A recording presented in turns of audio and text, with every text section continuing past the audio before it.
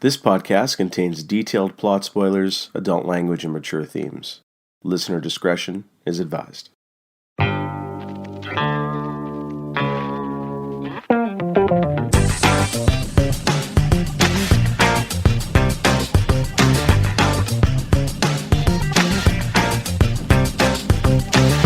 Welcome to a podcast of Rare Antiquities, Episode 20. In today's show, we will discuss and analyze the 1977 cult movie Kingdom of the Spiders, starring none other than who must be the poster boy for many forgotten cult films, William Shatner. I am your host, Harry. I am your co-host, Geoff. So, Geoff, before we get into the nitty-gritty here, Episode 20, man, and it's been a long time since we have done this show. I think this is our longest break yet, but thoughts on getting to Episode 20 and glad to be back? Yeah, man, I'm glad to be back, and sort of a mini milestone here. Feels pretty good. Okay, good. Nice and concise. I like it. So I don't like to waste words. Okay, that's good. And of course, before we move on, let's have a quick talk about the main man here, the Shat himself. So when you think of William Shatner, the actor, I mean, what is literally the first thing that pops in your mind? It's got to be obvious. Star Trek is obviously the first thing that pops into my mind. What about you? Of course, it has to be Star Trek, but beyond that, I use this as pure and utter joy is when I think about William Shatner. Because for me, on a personal level, no other actor in my lifetime has provided me with as much awe and amusement as William Shatner has. I just love the dude, even though he's probably an ass in real life from what everybody says because of his ego. But for me, I can't think of anybody else because he's been around for so long and he's been such a part of my life. Mainly because of Star Trek, but I've seen a lot of his other work as well. I've just enjoyed the hell out of this guy. Yeah, no, I'm right there with you. I mean, obviously Star Trek is the big one here. But yeah, he been there for so long, I grew up watching the original series reruns in the 80s, and he's always been there, and he's such a unique personality, such a unique performer. I don't want to say I met the man. He was in town for a comic convention as he does the circuit. So I did have my picture taken with him 3-4 years ago. Oh, did he say a word to you? Yeah, no, he did. He was very polite. He said hello in his Shatner voice, like raised eyebrows, like hello, which was really cool. We said hi, and we had our picture taken with him, and he was looking a little old. He's old, right? So he was looking. Boy, man, a guy's over 80 years old. He looks pretty spry for a guy who's in his 80s. He looks pretty good. So he would have been like 79, 80 at this point, and it was quick. He had our picture taken with him. We did not get to shake his hand or anything like that, and. We just had our picture taken. We walked away. We said, thank you very much. He said, and he said, yo, thank you very much. He was very polite, professional, like they're kind of churning things through like a production line there. But it was very cool to stand right next to the man, be in his presence and say a couple words to him. I know it's a business transaction in that respect, but it was a special moment. And yeah, he is like no other. He's Canadian. And there's a bit of pride there, he's like no other. It's pretty great. I agree with that. I feel the same way. There's a lot of pride there because he is Canadian. And really, I think aside from maybe some sport icons, and political icons, really in the 60s and 70s, he really was partly the face of Canada. Like he represented Canada quite heavily throughout pop culture. Yeah. He did it well. And even when you forget Canada in this respect, when you think of even Hollywood, he wasn't like a leading man in Hollywood, like a Hollywood star, like a Robert Redford or someone like that. But he really was very prominent in the 60s and 70s, even in Hollywood. He was still who I would consider a leading man and even like an action man. Mm-hmm. He did a lot of films in that kind of genre, very well represented throughout those kind of genre films. He was, and he still had, a very good career as an actor. I mean, say what you want about, say, TJ Hooker, for example. It's a little goofy, but very successful TV show, very long run. Won an Emmy for Boston Legal, and that was a very long-running show, very prominent role there. So he won a couple of Emmys, actually. I believe he did, yeah. And so he was able to still sort of reinvent himself a couple of times. I mean, he's not just Star Trek, even though that's obviously what he's well known for, but recognized for other roles. And I think that, William Shatner is often a punchline. And I don't think that he hasn't earned that punchline, but you got to give the guy a lot of respect for having a very long, very prolific, successful career as an actor and as a personality. Yeah, I agree. I mean, there's not much more you can say, but I mean, I'm assuming it goes with you too. For any Star Trek fan, he was a young boy's idol growing up when you're that young. Yeah, totally. I'm right there with you. Totally agree. All right, so let's get into the movie here. Just before I get into a plot summary, were you, even before I mentioned this, I mean, every time I mention a movie, you always laugh. So I'm hoping I can actually keep that trend continuing. But before I mentioned Kingdom of the Spiders, were you even semi-aware of the movie's existence? Nope, never heard of it. You had never heard of it? So Never. You laughed because it was William Shatner starring in a movie about spiders. Yeah, well, I mean, William Shatner in a movie called Kingdom of the Spiders, if that doesn't make you laugh, you're not human. Okay. Well, I'm glad I made you laugh. Hopefully you were somewhat amused through this movie as you watched it for the first time. Yeah, I watched it when I was really young. Again, like as a young boy, I probably caught it sometime in the 80s when it came on TV. And I remembered very little of it. I remembered the one scene where I always laugh. I laughed the first time and I laughed again, or was at least amused again when he kind of turned around and had a stupid grin when he first met the lady. Yeah. Yeah. And he's drinking a beer. Yes. Me and my sister just howled when we saw that for the first time. And then I remember the ending. So so we'll get into that as well. I mean, the ending was definitely something that was very different for someone so young. Like I was exposed to so many movies where, I don't want to give it away, but everything really works out well in most movies for the protagonists. Yeah. And in this movie, it's kind of gives you the impression that it doesn't, even though it's still somewhat open-ended. And I think that's one of the unique things about this movie. And one of the reasons why I chose it is because of the ending. So how about I just get into the plot summary here? All right. So welcome to Verde Valley, Arizona. A small town in the middle of the desert where everyone knows your name, brother and sister-in-law relations are a little sketchy, and residents don't realize they have lots of space around them despite being surrounded by open desert land. Dr. Robert the Rack Hansen, played by William Shatner, is a veterinarian and gets a call from a local farmer, Walter Colby, because his prize calf has suddenly become ill. The cow is brought to Hansen's lab where it soon dies, but Hansen sends the calf's blood to a lab out of town for analysis. A few days later, Diane Ashley, arachnologist, arrives in town and tells Hansen that the calf was killed by a massive dose of spider venom. Hansen is skeptical, but focuses on his real task of bedding this creature who must be from Orion. Ashley convinces Hansen to revisit the Colby ranch, and when they get there, the Colbys find their dog also dead. Dr. Ashley, magically performs a blood test on the dog and concludes that it has died of spider venom. Colby then mentions he found a large spider hill on his property, and when they go to investigate, they see it is covered with tarantulas.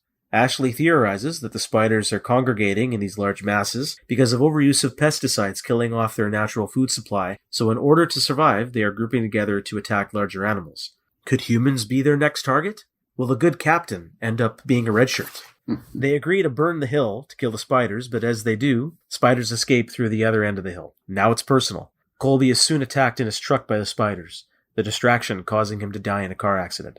Hansen is then told by the sheriff that several more spider hills have been located around town. The mayor of the town, not surprisingly, is only interested in the county fair and orders harsh pesticide to be sprayed on the hills and surrounding countryside, despite Ashley's protest of this being the main cause of the problem. A crop duster is enlisted to spray the pesticide, but the spiders attack the pilot in the air, causing the plane to crash before the spray can be used. Many more spiders suddenly turn up, and they begin their attack on the town. Hansen's sister-in-law, who has the hots for Hansen, is killed by the spiders, but Hansen is able to save his niece. Hansen, his niece, and Ashley take refuge in the town's lodge with other residents, while others around town are shown to be killed by the spiders. The spiders then try to invade the lodge, but Hansen and company manage to find ways to keep them mostly outside. A few spiders manage to cut the power.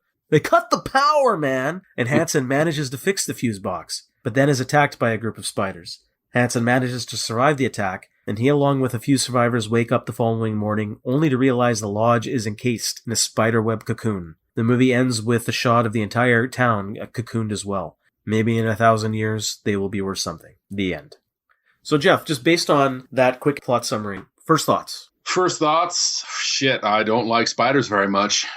And yeah, that's some creepy shit. Yeah, some creepy shit. But actually, I mean, I'm not going to take too much credit for writing this because I got notes off the internet.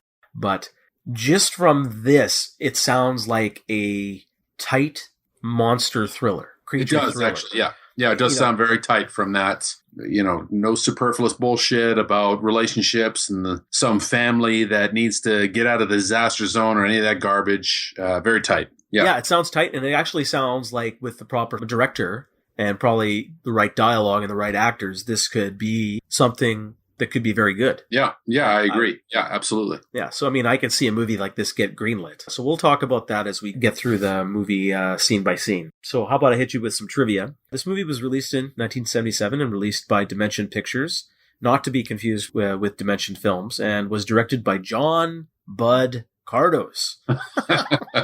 Bud. So that's a name I've never heard before. I looked him up on the internet, and he really hasn't done much since the 70s. He was more prolific in the 60s, and he was pretty much known for B horror flicks during this time. So this movie was kind of right up his alley, low budget horror. This movie was made on a modest budget at the time of about $500,000, and it actually raked in North America only, $17 million at the box office.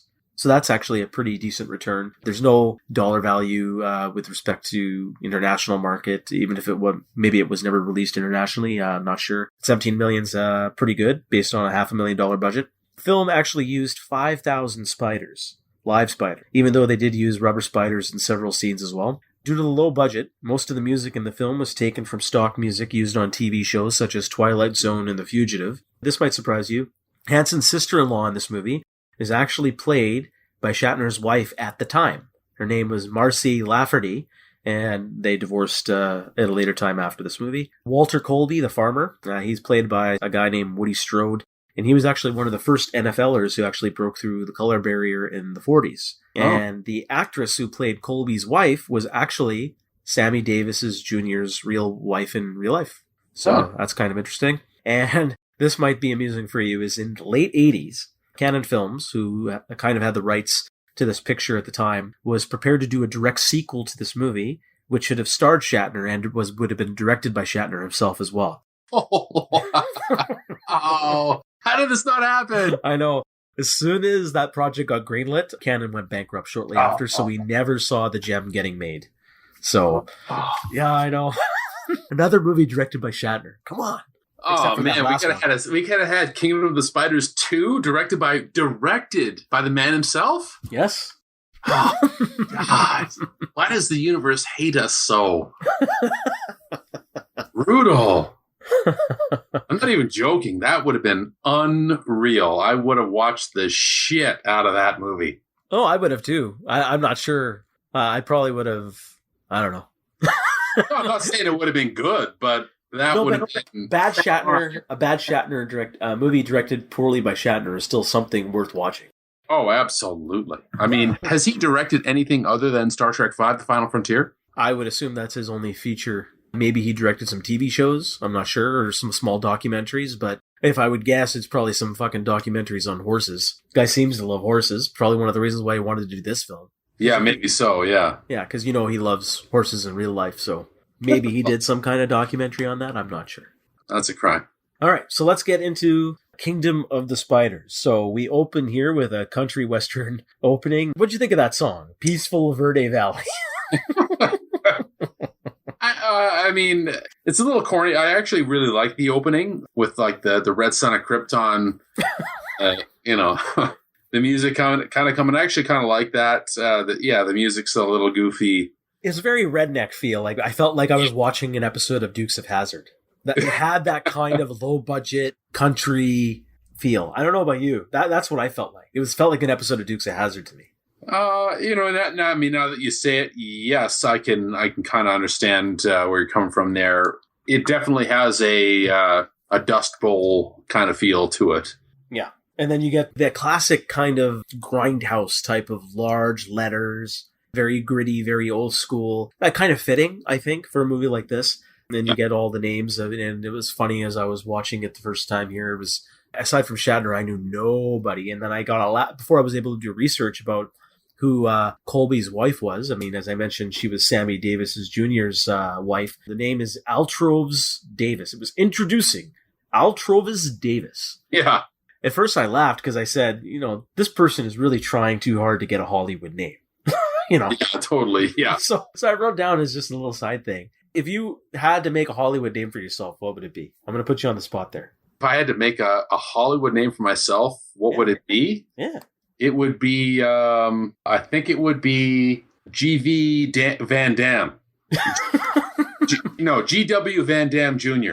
Okay, that sounds good. What's yours? Oh, Shatko. Well, I'm like Cher. It's just one. That's not a real name though. Like I had a real name. You gotta have a real name. You're not McG. Okay, S to the co. Okay, yeah. Well, that's why we're both total nobodies, obviously. Yes. Yeah. Hey man, I'll take S to the co over Mick G? MCG? Whatever the fuck that is. And his movies fucking suck.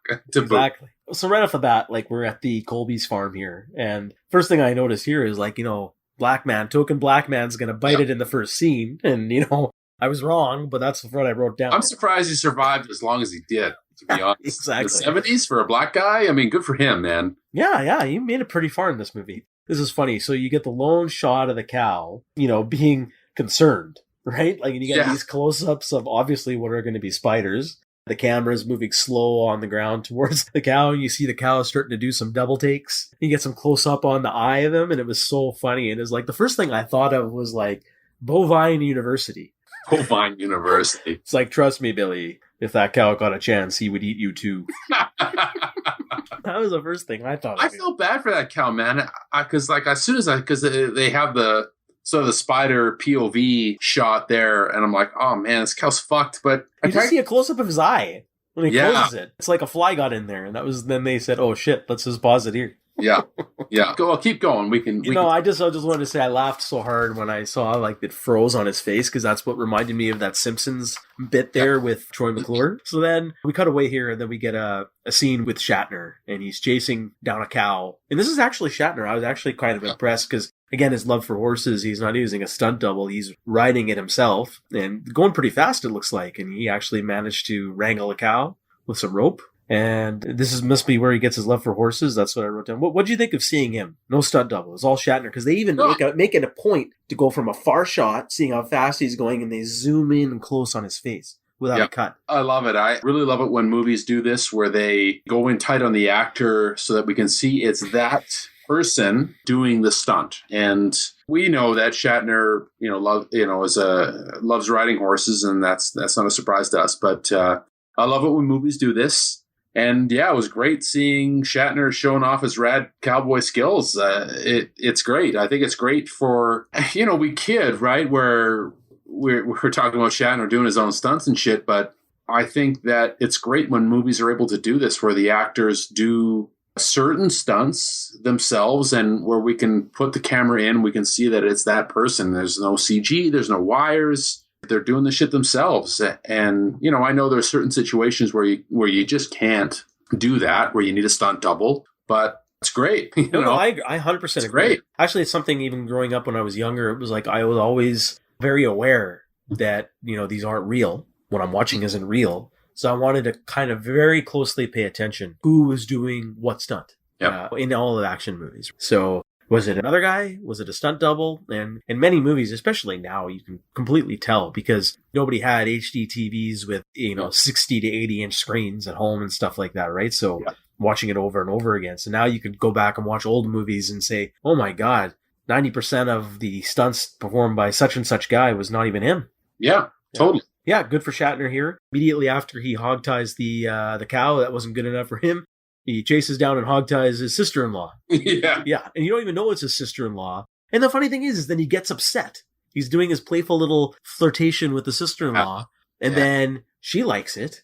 And we find out later that she really she has the hots for him because her husband died, which is his brother. And he pushes her away. And that's classic Shatner. That reminded me of scenes in the original series, Star Trek, right there. Oh, yeah, absolutely. Yeah. I mean, maybe we can get into it later, but he's a little rough. Yes. He's a little rough with her. But I think it's a sign of the times as well. Definitely, yeah. This is a guy who came out of the 60s, and that was very acceptable at that time. And this is, even though this is a late 70s movie, women's rights were still not there. So it was a little rough. He just kind of just pushed her to the ground because he was kind of disgusted that they were about to, get close or something like that. Yeah. But yeah, not acceptable, but I understand it from the times. From the times. And I mean, we're talking about Shatner. It's not Shatner's fault. I mean, he's playing the scene and it fits with the film. And on the good side, it shows his conflict. But you know what? Knowing stuff about Shatner's history, like, I think he was a womanizer, at least when he was younger. Yeah, he's had a few wives, and I wonder if Shatner requests or signs on to movies that have scenes like this. I mean, maybe subconsciously, that's a possibility. I don't think he seeks out roles like this or sought out roles like this. The movie is the movie, and it's probably more of a subconscious thing. And I'm not blaming him. I'm not even blaming the film for it. It is an interesting. It's almost like a museum piece. Like, here's how dudes treated girls at that point. But I mean, as soon as I saw it, I was like, oh shit, like, you couldn't do it today. No. And nor should you want to. So Shatner's, we find out very quickly here, he's a veterinarian, and he gets called to Lando's farm to inspect the cow who got raped by those spiders. So they quickly cut away to Shatner inspecting the cow, and they show him, I guess the cow's back at his lab or at his doctor's office or something like that, and they show him taking a swab. And they announces the cow is dead. So I think it's just the way the film was edited, because, I mean, this is what I thought of Bovine University. It's like he takes a swab, looks at a Q-tip, and the next scene he says the cow's dead. Yeah. So, yeah. Swab told you this? Yeah, exactly. No shit. So later you find out he sends a swab for analysis. But I did get a chuckle at this scene here. The funny thing is I wasn't able to do any research, but the farmer keeps asking if it's the black leg. I don't know what the fuck that stood for. What was the black leg? Have you heard of the black leg? I have heard of the Black Plague. Not plague, leg. Didn't he say the Black Plague? He said leg. That's what I wanted to ask. I thought it was the black leg, and that's why I was laughing.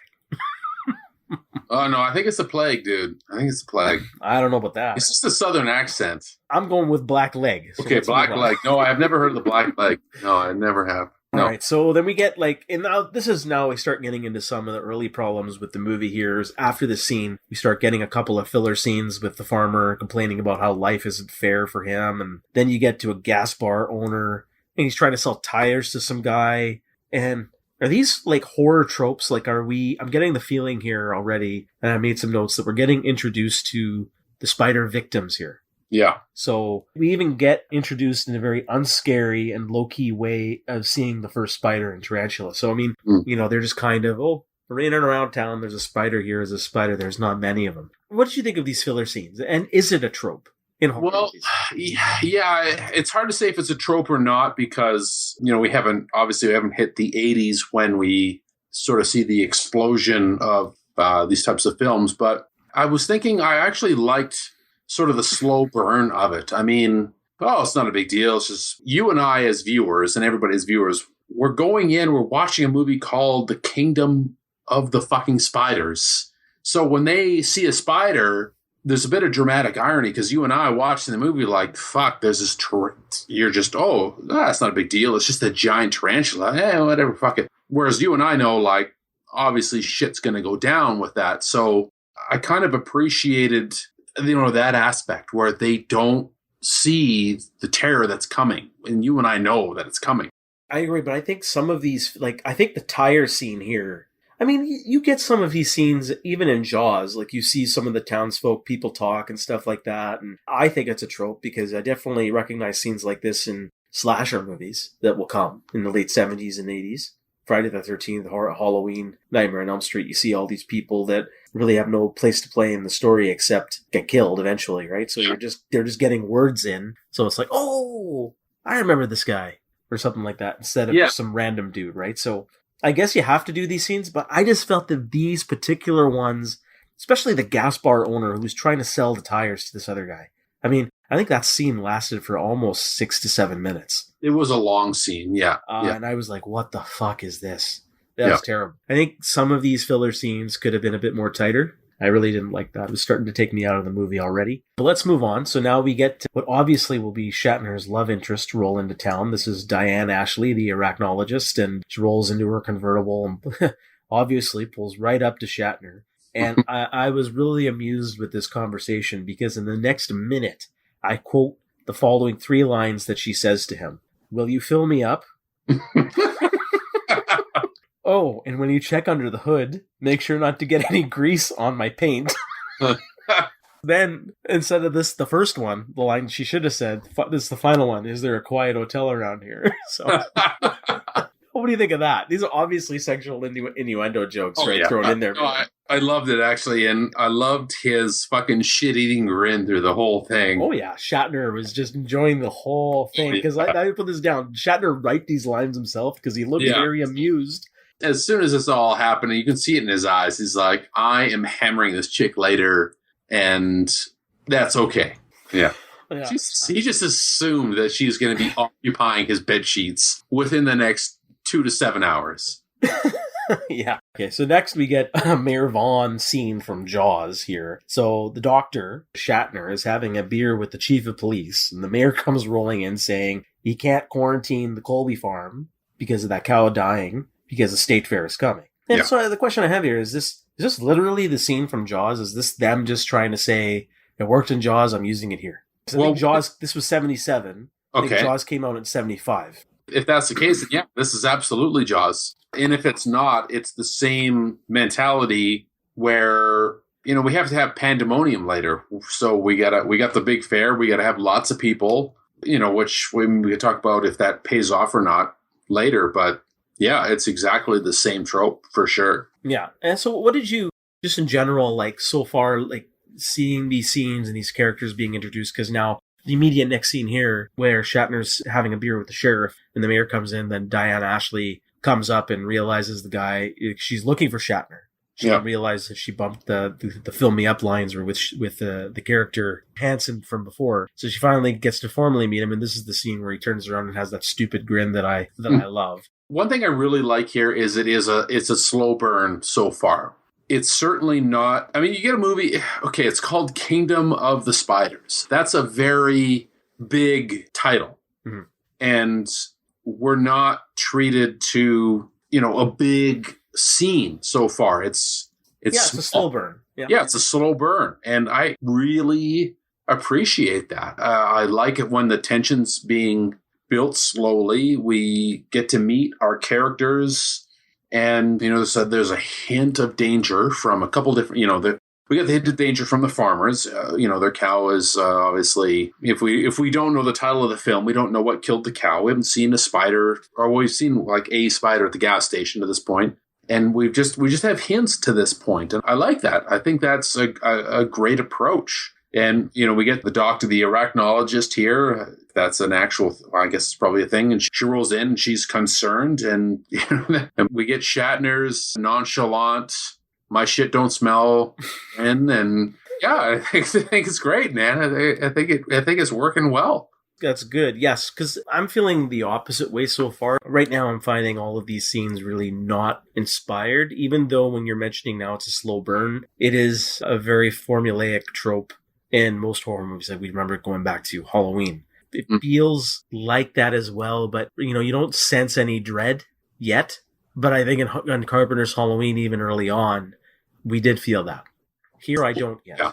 And that's good that you bring that up because it's pretty close to the time frame here with Carpenter's Halloween. A lot of the dread there, we're introduced to some bad shit right up front with Carpenter's Halloween, but the soundtrack with Halloween helps to build that, and we don't have that piece here. As you said, it's just kind of stock music. So this, it's kind of, and I think with a horror movie, the soundtrack's really important, and that piece so far is missing. Definitely, I think that's a really good thing to pick up on. I didn't even make a note of that. Is that there really is no soundtrack here except for the jump scare, whatever that jingle is, right? Yeah. So, that's pretty much the only thing that they kind of use and repeat throughout the whole movie. And there is nothing here for a soundtrack. And I think that's definitely one of the detriment to this film. Major detriment. Yeah. The next scene, actually, I wanted to talk to you about. I was actually quite surprised and pleased because Diane, Ashley, she goes, after talking to the chief of police and Shatner, she goes back to her cabin and she goes into her room. She sees a spider like in her desk drawer in that hotel room. And, not surprising because she's an arachnologist, but she didn't even flinch. She just looked at it, picked it up and took it outside. And she was very calm and professional and strong. And this is the 70s we're talking about. There's not a lot of women who have strong roles here or presented very strongly. So I thought this was actually quite interesting. And as we'll probably talk about as we go through the movie, she seems to be the only one who has any sense of reason throughout the town. Yeah, I actually made a note of that because they really subvert expectations there where she does not freak out. She fucking picks up the spider. She fucking pets the spider, dude. Yeah. Like she's petting the spider and like you say, she's totally chill about it. She lets it out. So I love that they did that. I thought that's very advanced for, she's the arachnologist, but still, I'm not petting a fucking spider. There's no goddamn way. I would have screamed like an 8-year-old girl if I saw that shit in my drawer. No, yeah, I hate spiders. I'm with you. I hate spiders. I saw a tarantula, I'd run. I'd run the fuck to the moon, dude. Like, holy shit. But yeah, she was good with it. I really, really appreciated that. She's like, oh, hey, buddy. Like it's a stray cat that found its way into her hotel room, like pets it, opens the door, see you later. Yeah, that's great. And I think that helps. I think that helps the rest of the movie as it helps the events that are going to come. Yeah, I agree. And we can continue that thread point here. But just another piece of trivia to throw in here is they went through many actresses to try and find this role. And obviously, many actresses had issues being around spiders. So this is one of the reasons why this actress in particular was chosen. She was able to handle the spiders very calmly and professionally. But continuing on the strong female role here is then, after a couple of more filler scenes of Shatner trying to woo her, he finally forces her to dinner, if you recall. Yeah. He picks her up and throws her in the car. Against her wishes, but then they start having a calm dinner. And this is where she starts bringing up the theory of the pesticide, like the DDT use, is killing off the spider's main food source. So now they're becoming more aggressive to larger animals and mammals. So the question I have for you here is one, it continues that point that she is very smart, intelligent woman. But secondly, is Kingdom of the Spiders the pioneer for Hollywood environmental propaganda? Is this social commentary here in a very low-budget B horror movie? She keeps saying this like a few times through. I don't know if we're reading too much into it. What's your thoughts? I think the answer is yes. I don't think you're reading too much into it at all. I think there's obviously an environmental message here. We're fucking with the environment, we're fucking with Mother Nature, and now she's fucking with us back. And I think that's very much the message here. And I think that's brought up a few times. It is, yeah. Yeah, absolutely. I totally agree. I just wanted to make a note because we went over the scene. Can William Shatner play anything other than a professional womanizer? Right. Like when he cuts her off and he just picks her up, dumps her and drives away with her. I mean, I think we call that kidnapping in the 21st century. Casual sexual harassment. I mean, it's crazy. Yeah, we would label it that now, but as we talked about, I mean, that's something that I think many, many men do, and it was acceptable at the time, right? It was just a way of flirtation. Yeah. I mean, a lot of women back at that time were conditioned to accept it too. It's not an excuse. I'm not saying probably many women feared of that kind of treatment as well. Right? Yeah. Yeah. I'm saying many women at the time too must have been conditioned and allowed that to happen. Yeah, I think you're right. It's a form of conditioning both sides. Like men were conditioned to behave that way, and women, wrongly so, were conditioned to accept that as the norm, right? Mm-hmm. Wrong. I just want to be clear to anybody who may be listening to this, wrongly conditioned to think that was okay, because it's. Oh yeah, we are not supporting that kind of behavior. No, not at all. We can't ignore that. That's part of our history.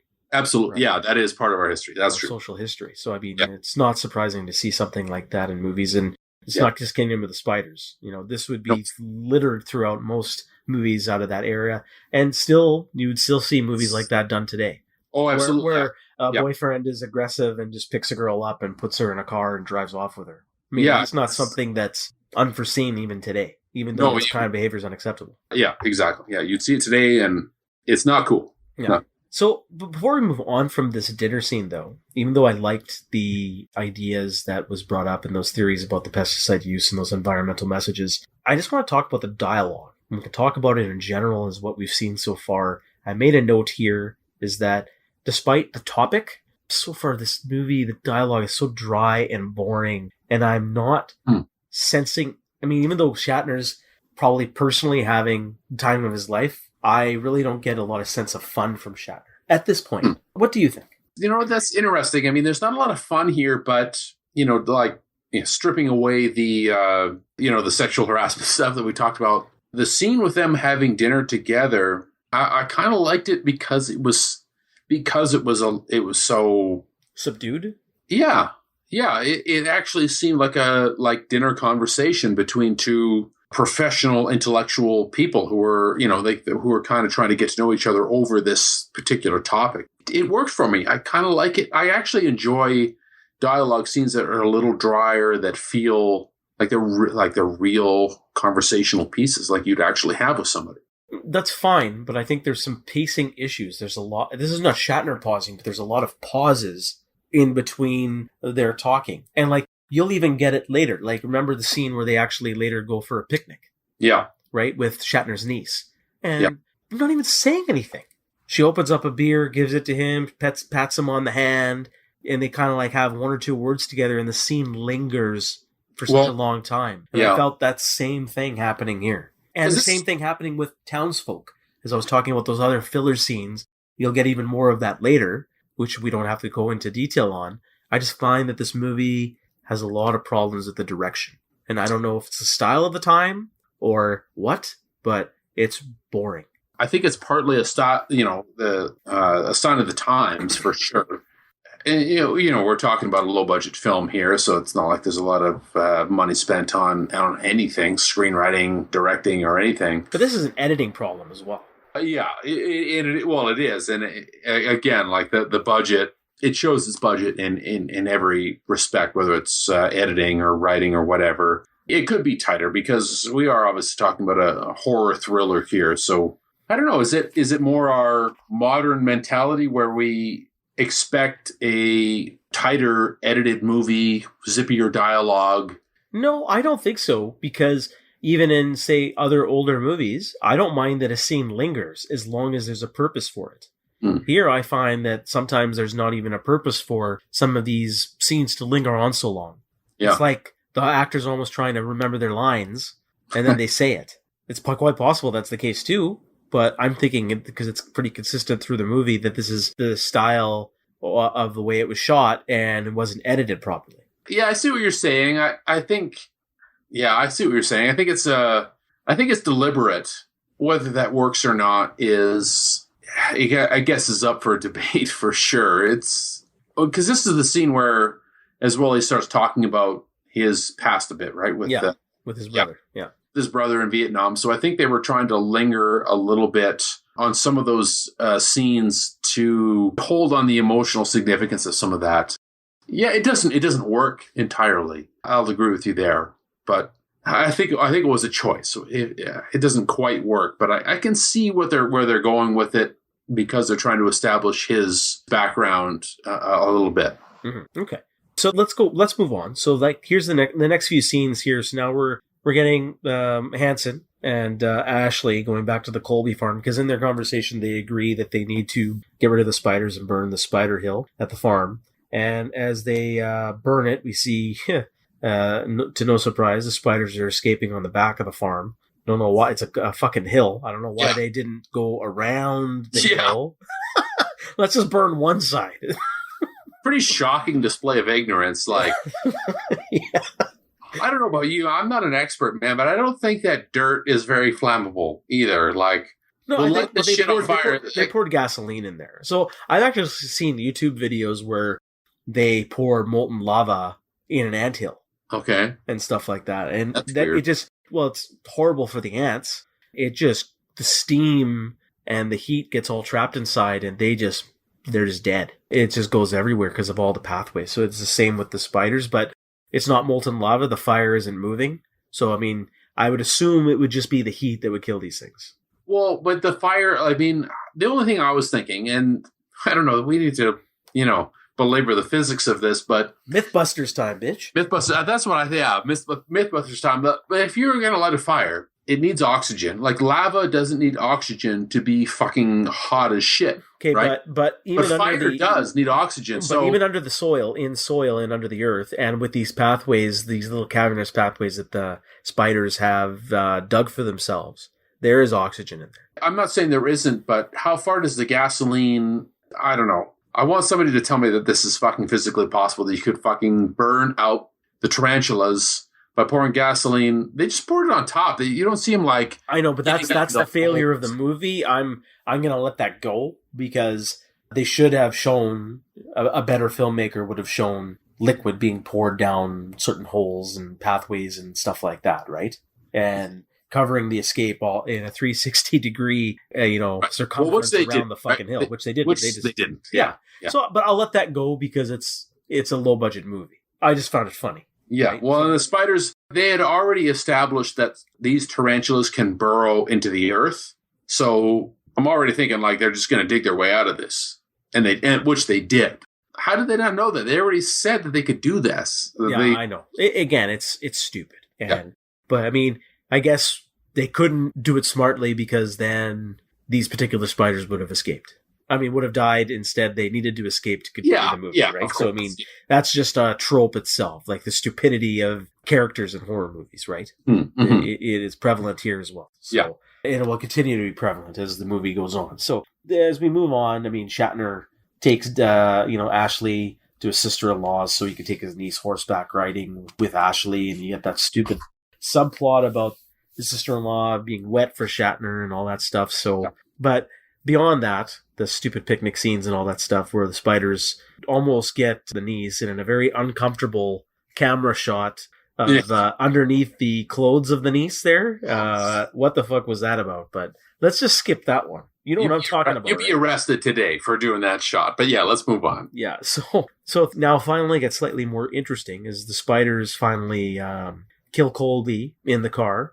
It's not scary. It's more funny. So I really didn't get a good scare out of this, but the police and Shatner find the body and he kind of looks cocooned by the spiders. Yeah. And so far, I found that really interesting about the movie is that we learn, and here we also learn the spider's venom is 5 times more powerful than normal. Maybe mutant spiders being affected by the DDT. But what did you think of these scenes here with Colby getting killed, finding out he's cocooned, and the fact that spider's venom has 5 times more potency than normal here? Okay, so I took the same thing that you mentioned there. So we're getting the hint that these spiders are not, normal, right? So their venom is 5 times stronger than what they expected, and that this may be a result of environmental issues. So they go back to the DDT issue where I think she says that, the bigger ones just become immune to it after a while. So I think that's what we're being led to believe here. So this is the continuation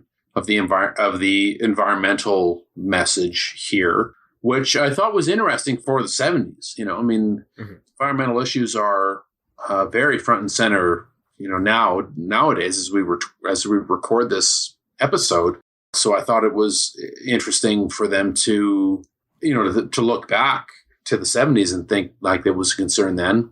I don't know. The cocooning didn't it made sense to me. I mean, that's what spiders do with their prey, right? They kind of wrap them up so they can't, and then to later, I guess, right? Well, kind of they preserve their prey so that they can feed continuously on them. So yeah, kind of made sense to me at that point. I mean, it's fucking horrifying, but yeah, it actually looked pretty good considering the low budget. It did, it did. Yeah. And it kind of reminded me the way his head quickly popped out because it's like, I think the sheriff or Shatner's character himself kind of jiggled the car and then the head popped out. Yeah. And that reminded me exactly of when Hooper kind of found the head in the boat. Yeah. Right? He jiggled it and the head pops out. Yeah. Right? And you get that horror scream and you got something here. It didn't linger as long as it did in Jaws. And then leading from there, we get another Jaws, related scene here where the mayor is just fed up with all this crap. And he just says, fuck this shit. I'm not listening to the experts. I'm just going to use pesticide. And he hires the crop duster to go spray everything. You know, it's like I was just waiting for amity, as you know, means friendship line. So again, going back, this has to be a copy. This is directly from Jaws. I think you're right, man. That being said, I mean, it's fucking Jaws. How can you not use this as inspiration? I mean, I don't have a problem with that because good filmmakers use good films as inspiration. And I'm not saying this that what's this guy's name? Bud? Yeah, Bud. I'm not saying he's a good filmmaker, but shit, why not rip off Jaws if you're making a spider horror movie? You know? Yeah, I mean, I hear you. He's not doing anything original. His name's Bud. He's not doing anything.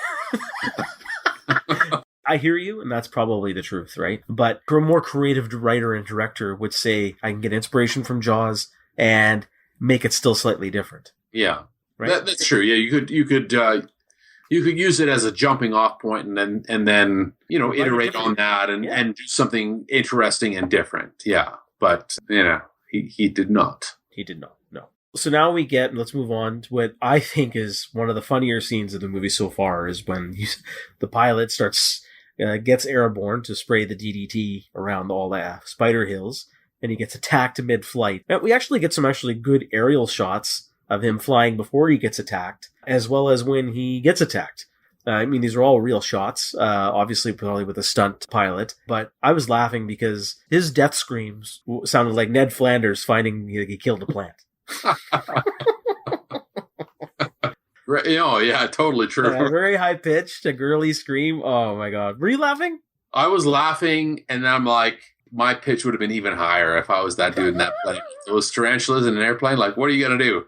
Yeah, you are so fucked in that situation. Oh yeah, you're done. You're in trouble, right? Especially if you're that scared of these things. But what I actually wanted to mention here is I really love the shot when the plane crashed into the barn. Yeah. Or that shop or whatever it was. Because that looked real. I don't know how they could cut away. It looked like an actual plane crashed into the barn. Yeah, that's the main characters like Shatner and the lady, they were right there. Yeah, very impressive. I was thinking the same thing. Like, I mean, I was expecting the plane to crash spectacularly into something. And, when, it happened, I'm like, if they did that today, it'd be CG and they'd totally overdo it, but they had to do all of that practically back in the 70s. So that was great, man. I mean, that was fantastic. Yeah, like it might have been a camera trick where, because they were filming on the side, the plane was coming in so fast, it still landed on the side of this building, but then an explosion came from inside. They probably had like a mock-up of the plane on like a cable or something, and then they just like it rode down the cable into the barn, and then everything exploded. It's probably something like that. Could be. I mean, that was impressive. But that's great. I mean, it looked really good. Yeah, that was probably my favorite scene in the movie so far. Yeah. So now the attack after this scene, everyone's freaked out and saying, "Oh shit, we're in trouble now." And now the attack is on. Like spiders are coming. Yeah. Out of the woodwork, hundreds and thousands of them. So you see the Colby wife. It's such a stupid scene. And this is like a horror trope now. So I've seen a lot of bad horror movies. Like she can't run away. She's being backed up by the spiders in her own room. She's got a gun. She's trying to shoot him. Yeah. One gets on her hand and she shoots off her hand. Yeah. Oh my God. That was terrible. I hated that because I hate horror movies. I've seen so many horror movies where they do shit like that. Yeah. You can't be more creative than that. So obviously she's dead, and you see the attack at her Hanson's sister-in-law's house, and sister-in-law saves the niece and she gets killed, and Shatner comes just in time to save the niece. But I did like this scene in particular because now you finally get some classic Shatner. Because the way he starts swiping and his body movement and how he steps around the spiders, this felt like Captain Kirk. This is what I remember Shatner. Yeah. I finally got some classic Shat. So, anyways, what do you think of these scenes? Because actually there's a lot of spiders being used, attacking in these scenes. Your thoughts? Okay. It's hard to watch this many tarantulas on a screen at the same time. I mean, I don't think they had any regard for the welfare of these spiders because I think I saw a couple explode as the sheriff's car came in. And that might have been a little bit later, but... I was going to mention it very shortly. PETA must not have been around at this time because... I'm pretty sure There are many scenes where they've actually killed a lot of these spiders. Oh, definitely. Yeah, there were a few. And as much as I don't like the eight-legged life form, I didn't feel good about that, which is an odd, conflicting feeling for myself there. But yeah, you know what? It was interesting that they resolved the love triangle. Like they killed the girl, they killed the sister-in-law off, and that was a big purpose for this character. It's like, I'm gonna, my brother died in Nam. I'm gonna take care of his wife and daughter, and he couldn't protect her. Mm-hmm. He could protect his brother's wife. But they really don't go anywhere with it, though. They don't. It's all surface. Yeah, broad strokes. I mean, he mentions one line afterwards back at the lodge, like if I got there 5 minutes earlier. Yeah, but that's it. That is it. Yeah, they don't go anywhere with it, and it's like they had really good ideas for things that would create interesting, dramatic conflicts, and then they don't go anywhere with it, which is unfortunate. But yeah, at the end of the day, there's a lot of fucking spiders on the camera here, and that's really fucking scary, and good for the actors for getting through that shit, man. Yeah, props to the people who had to lie down and have these spiders over them. Yeah. As we said, some of them were rubber, but many of them were seen moving. Some of them were really, really there. But question I have for you, now this is a very difficult movie to have spiders really do something you want them to do. It's just a bunch of spiders. Do you find it entertaining? I know you're a little uneased because you don't like spiders. So it's kind of creepy. Yeah. But they're really not doing anything. Okay, good question. Yeah, so does this impact the effectiveness of this movie, considering the constraints they would have at the time? It did a little bit, because as I watched the film, I found myself less and less unnerved. And I was never really frightened by them because, I'm okay with, on screen. I was less unnerved because I realized that these tarantulas, they're big and they're hairy and they're very prominent, but they don't move very quickly because they're so big. I'm more scared of spiders, like smaller spiders, and they move fast. Mm-hmm. And that freaks me out a little bit more, right? So the more I see these tarantulas, and they don't do a whole lot, right? Like they're using real spiders, which is good, like good for them, right? Well, they have to, but they don't move quickly. They don't behave in a frightening manner.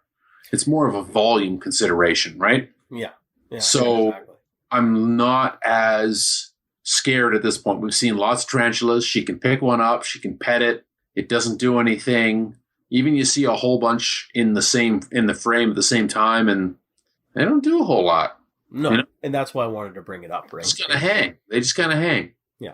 No, exactly. And that's one of the reasons why I wanted to bring this topic up is they are in a very difficult place because at this time with that kind of budget, what are you going to do? Yeah. You make a movie about Kingdom of the Spiders. You need a lot of spiders. So you got a lot of spiders and obviously they're not going to take direction.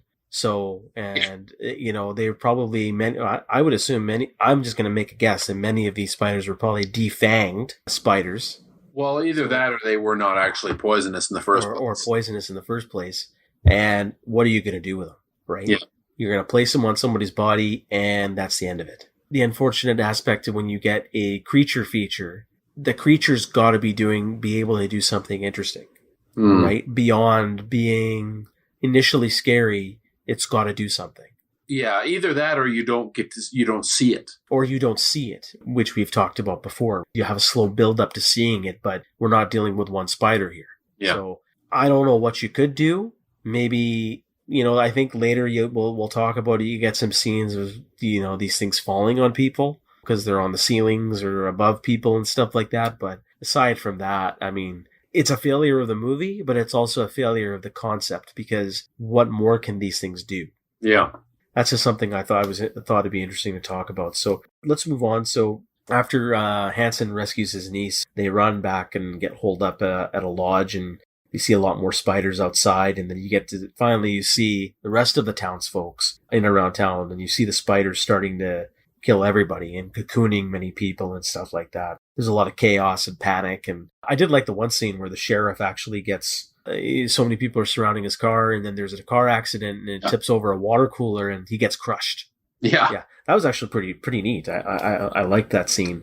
What do you think of all this chaos and the way it was filmed and the urgency and how effective these scenes were? I mean, I think that it works because it's the human panic that causes the disaster, right? It's not, I mean, obviously this, the spiders are an issue, but it's the people freaking out that really caused the disaster. So I think that works really well for me. As we've talked about just previously, where the spiders themselves, because they're using real spiders, they don't, it's hard to create the sense of urgency when you're filming them, but when you can film the human reaction to it, that's very believable, because people are going to freak the fuck out when you've got, tarantulas everywhere and people getting cocooned in spider webs. That hits home, because I would freak out as well if that was me. So this works. I think this works fairly well, in that context. The one thing that I did like, and I think this is kind of the intention of the genre, like the trope of the genre here with these kind of serial creature feature serials or disaster serials, is that you get that throwback of the mass panic. Yeah. People not acting sensibly. And then it just creates more problems, right? Like if you think of some of these old school horror movies, you kind of get that visualization of people just, having their hands over their head and their hair's all frayed and they're just going crazy, running away from things. Like spiders or other creatures or monsters or aliens or any of these kind of genre films that were from this time.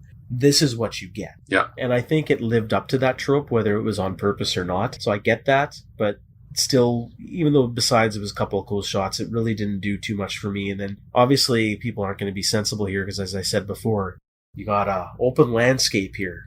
Run in any direction, you'll get away from these things. But no, they all run towards the center of the street and surround the car, stand still, and more spiders get you, right? So it doesn't make any sense.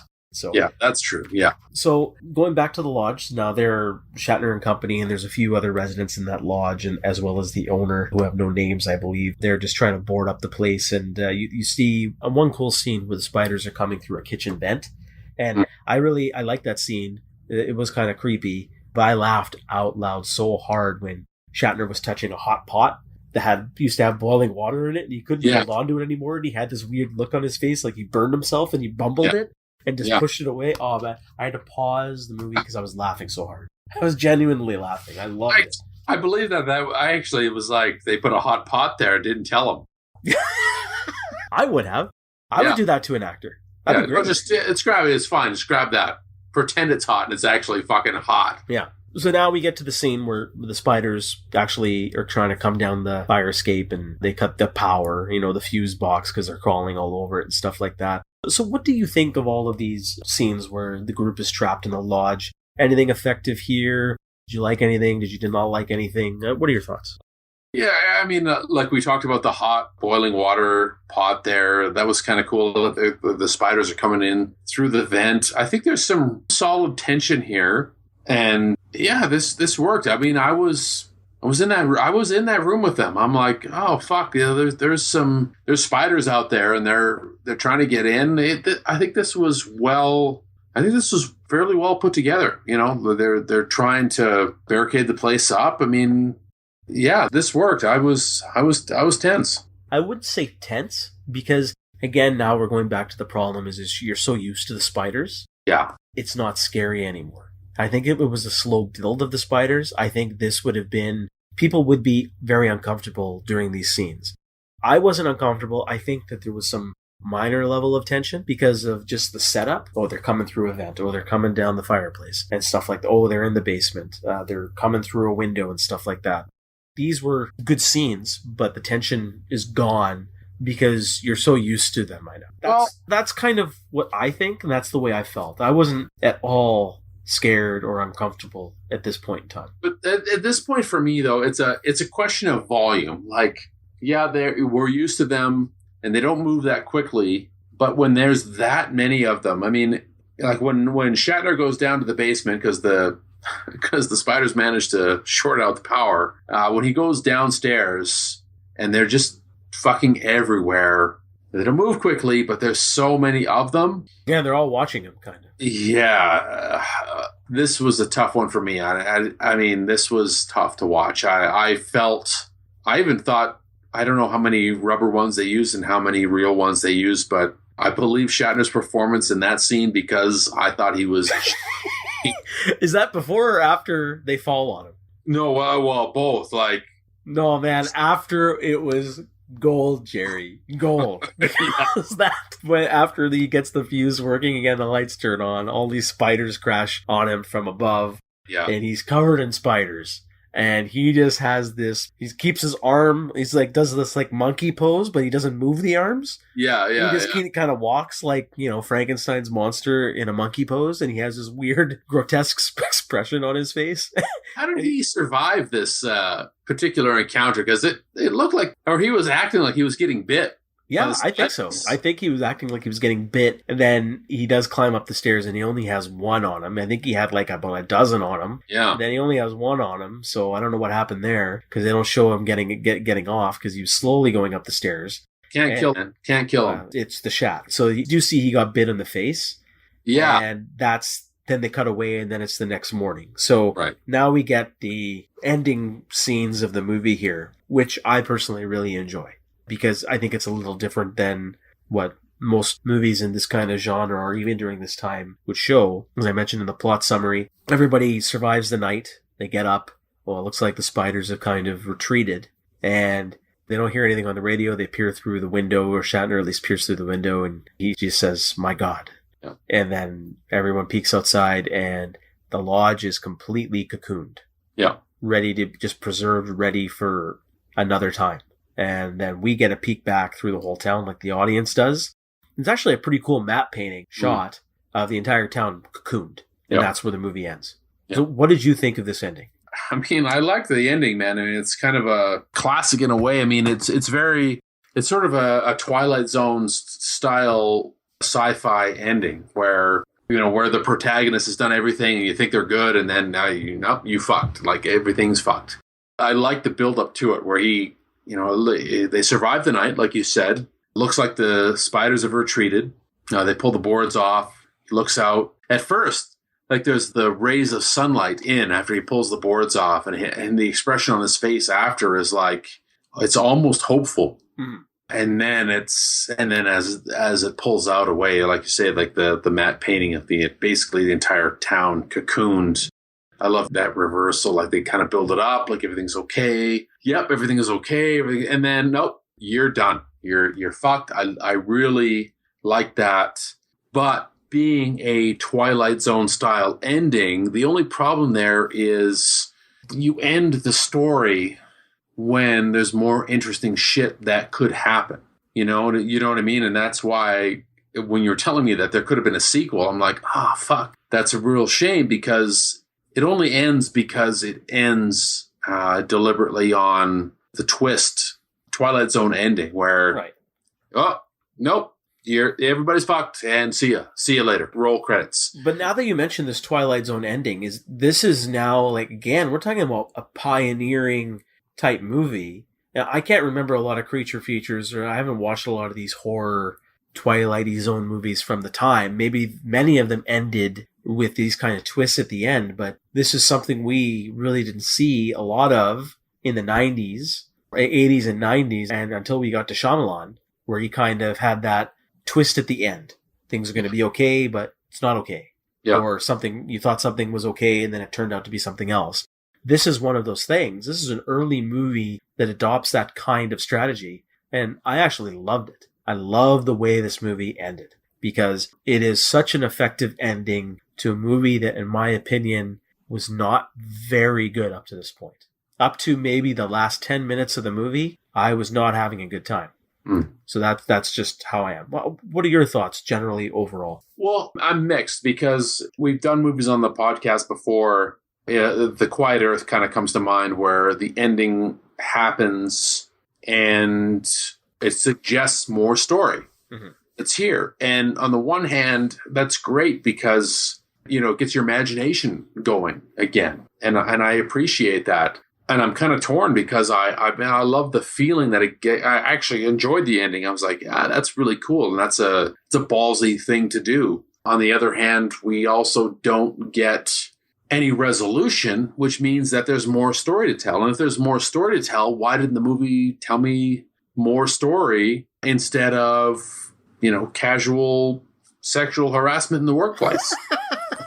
And I'm trying to respect the time frame as well, but that's why I say I'm kind of mixed on it. The M. Night Shyamalan endings, in some cases, work great for me, but I don't know. This is a tough one. I think it was ballsy, and I think it works, but I don't know. We're still talking about it 30, 40 years later, so. Well, I think we would be the only ones talking. Yeah, we're it. Yeah, that's it. So, considering the time this movie's been made, I love it. I love it for the ballsy ending. I've seen many movies from the 70s, and I don't recall seeing a lot of movies end with this kind of twist. It doesn't work out for the protagonist. Yeah. Very interesting. Bravo to the director and the writers for getting it to be this way. Yeah. So, Jeff, is there anything else you wanted to talk about before we get into our final thoughts here on Kingdom of the Spiders? Anything that you really appreciated through this movie? Things that stood out for you? Things that did not work for you? Well, I will say that I did appreciate the slow burn aspect of the film. They put effort into working with the characters, even with the casual sexual harassment. The female characters, the doctor, the arachnologist, I don't remember her name, but, fairly progressive character. She wasn't just swooning over Shatner's shit, and she was an active protagonist. She wasn't a damsel in distress, which I appreciated, especially for a movie from the 70s. They used a lot of live tarantulas. You watch a movie, and that'd all be CG today. Oh yeah. So it's kind of cool to see practical effects. So I can appreciate that. I thought they did a pretty good job with the atmosphere and, the environment. Again, the environmental message, well, maybe underexplored, was still very, fairly progressive, very surprising. Very surprising for a movie of this type, for sure. I agree. I think the things that I really took away from this movie, and you mentioned two of them, is the progressiveness of the female lead. Very surprising to see, especially when your opposite is William Shatner. Yeah. So, bravo to the filmmakers. I guess bravo to Shatner for allowing it to happen. Because, I would think he would have some say in the script because he was a bankable star at the time. And bravo for the, very subdued, but still it was there, the environmental message. And, it's bringing some subtext to the movie here. And I think that was a good move, not only to kind of provide a little bit of social commentary, but also to give a reason why the spiders are this way. Right. So it made some sense. There was some reason. It wasn't just, oh, here's a bunch of fucking spiders. It's like, what's going on? The spider's venom is more powerful. Why? Why are they attacking a larger prey? Here's why. Makes sense, even though it's still fiction and not very real. But, you never know in the future. Mutations and environmental stresses can change species. It is quite possible or foreseeable. So I can buy it for this movie in this type of genre. So I did enjoy those two aspects as you did. And I loved the last 10 minutes of them being held up in the lodge, finally get a really good moment with classic Shatner. And I love the ending. It's just one of those endings that's the one little nugget that I had in the back of my brain saying, this ending is the reason why I'm picking this movie. To see if you enjoyed it. Because I thought it was different than other horror movies that are out there. Thought it was quite interesting. Jeff, do you recommend Kingdom of the Spiders?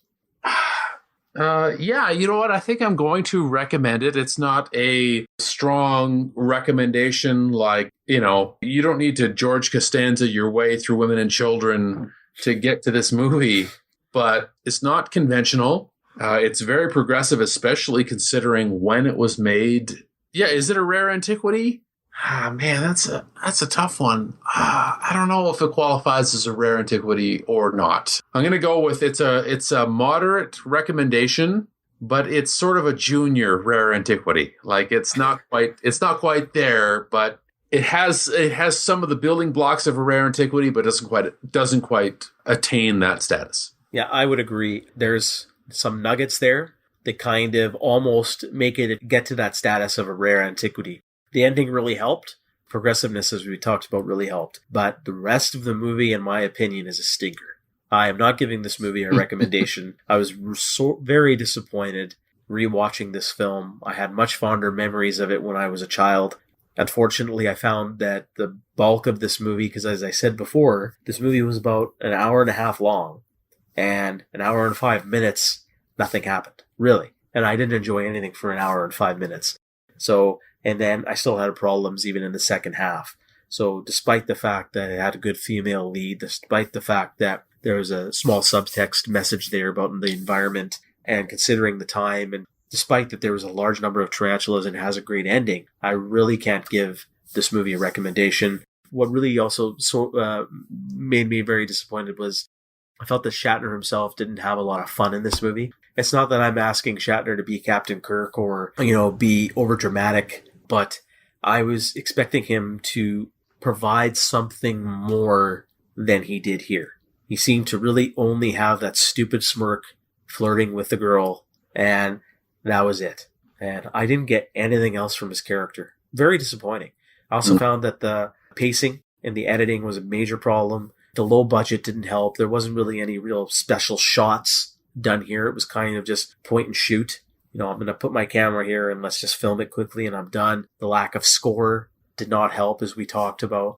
Considering all of these facts here, I cannot recommend this film. It's a very disappointing experience to rewatch this again, even though there's a couple of nuggets that could have gotten it to a rare antiquity, true cult classic status, but I really don't think it's close to that point there. So no recommendation from me. You know what? Honestly, it's not a rare antiquity. I'm surprised that it didn't hit a few more notes for you. That is interesting to me. Yeah, well, I'm trying to, this is a movie where I think I'd enjoy if I was just shit-faced drunk. Even if I was shit-faced drunk, I'd still think I'd be complaining about this movie. Because there's just not enough to enjoy. You know what I mean? Like, there's not enough bad that it's good. Yeah. And there's not enough good stuff there where it's fun or enjoyable. Yeah. Conversations are dull. The pacing is dull. Even though there's a few good scenes in it, I'm not really getting anything from it, and I realize the limitations that they had. I agree. I'm so shocked that I had this thing, too. I figured I'd be saying this is a rare antiquity from my memories. Yeah. But I don't think so. It is a shame. I mean, there's a ton of wasted potential. It almost makes me angry. I don't want to say angry. Angry is not the right word, but... No, go be angry. Well, okay, fuck. God damn. Shatner, what? Spiders. When... Diddly. Zip. Get zip. But when you have a movie that, like... It's one thing when you have a bad movie that has zero potential to be good anyway. Like, who gives a shit? But it's when a movie has such potential and doesn't quite get there, it's very frustrating. Yeah. I mean, it's called Kingdom of the fucking Spiders. So, it's got a ceiling on how good it was going to be, but there was potential here. And it is a shame that they couldn't elevate just a little bit more. Yeah. And as I said before, this is one of the reasons why, we do these plot summaries to begin with. I think it's good to start like that because I felt that the plot summary, just on a general level, that's a tight movie for a genre like this. It could be really good if you get the right filmmaker to make this work. Yeah. And they didn't. Anyways, Jeff, that does it for today's show. Care to tell us what's next on our plate here? Yeah, well, it's a very special time. We are at our 1 year anniversary. So today is the day, actually. Today is the day. Yeah. So I guess this is the season 1 finale.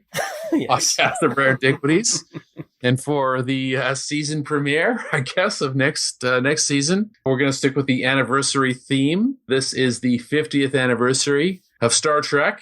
And as that is a obvious influence, I don't know if anybody picked up on that. For us, we're going to talk all things Trek on our next episode. Everything will be game. It should be fun. I'm looking forward to it. So, more Shatner. More Shatner, yeah. You can't go wrong. And more Avery Brooks, too. Possibly. So the other half of my spirit animal. The other half of your spirit animal. So we might need a separate 4-hour special edition episode of that. But yeah, all things Trek on our anniversary episode should be fun. That'll do it. Yeah, that'll do it. Well, it's been a pleasure, Jeff. Hopefully it won't be too long before we record the next one. Yeah, well, I'm looking forward to it. And thanks for putting on the show, man. No worries. Take it easy. Have a good day.